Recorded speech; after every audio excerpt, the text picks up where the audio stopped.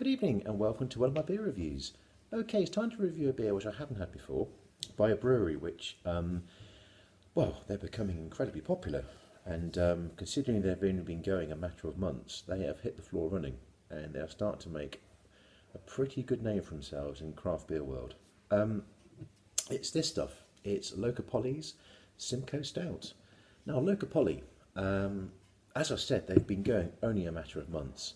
And from day one, they've been pretty much producing brilliant beer.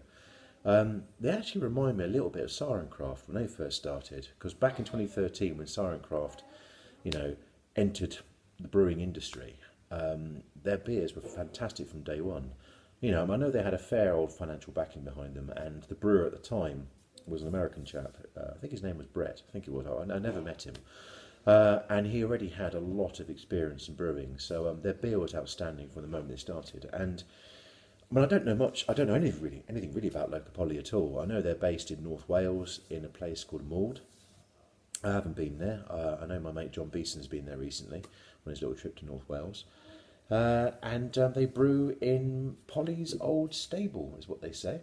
I don't know who Polly is. I haven't got a clue. But yeah, their beers are great. I've had about 3 or 4 by them now, and they've all been exceptionally good. So, well, they clearly know what they're doing, and they only do keg and can. They're not doing cask, so they are in essence a craft beer brewery, which is fine. No problem with that at all. And yeah, it's a 6% Simcoe Stout. Now, Simcoe is one of my favourite American hops. It's probably one of the most popular American hops as well. It's get used an awful lot, and originates from the year 2000. And yeah, it's not something I'd associate with a stout, to be completely honest with you. It gets used a lot in IPAs and double IPAs, but I've never heard of it being really used in a stout. It's actually dry hopped as well, so it's going to be interesting. I'm assuming it's going to be a traditional sort of stout with a good body with a slightly hoppy edge to it. So I don't know, no idea. I've never had it before. It's a completely new one. Yeah, as I said, 6%. It's a 440ml can. I got this from Hoptimism. We're a brilliant online shop, and it wasn't actually the beer I initially bought. That was a beer called Rise and Shine by Black Iris from Nottingham. Unfortunately, the beer decided to rise and shine in my garage. Basically exploded. And I think there was a bit of an issue with them. Rob Doyle, who owns Optimism, is a lovely bloke. Basically said he had to the whole batch just got. He basically put them to one side. He couldn't sell them because he said there was an issue with them. So he asked me, "Do you want something instead?" So I asked for this one. So yeah, cheers, Rob. Thank you very much. But yeah, let's get it open and see what happens. Okay. Yeah, that's pouring a lovely colour. That's exactly the colour a stout should look. And I'm getting a slight whiff of hop as well, even from here. That's pouring really nicely, actually. That's a really great head. Really good. Yeah, there we go. One finger head. Lovely, slightly off-white, sort of creamy, sort of coloured head. Exactly how a stout should look. And look at that colour. Beautiful. Lovely dark colour. Jet black, how a stout should be.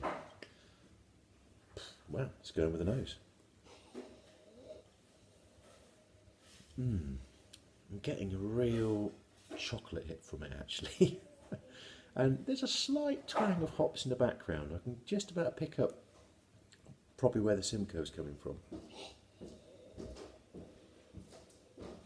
But yeah, it's the chocolate roasted malts, and a little bit of a hoppy twang. It's really quite bizarre on the nose, actually, but no, it smells lovely. It smells really great.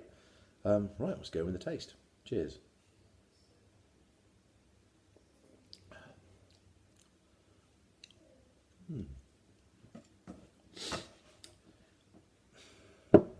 It's very nice.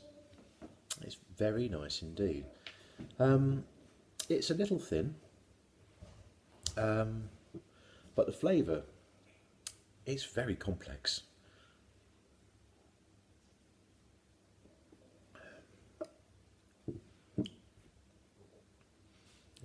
You initially get the chocolate tones, a bit of roasted malt in there as well, and then but they go quite quickly, and you do get the twang of the hop. It tastes more like a black IPA, to be honest, in the stout.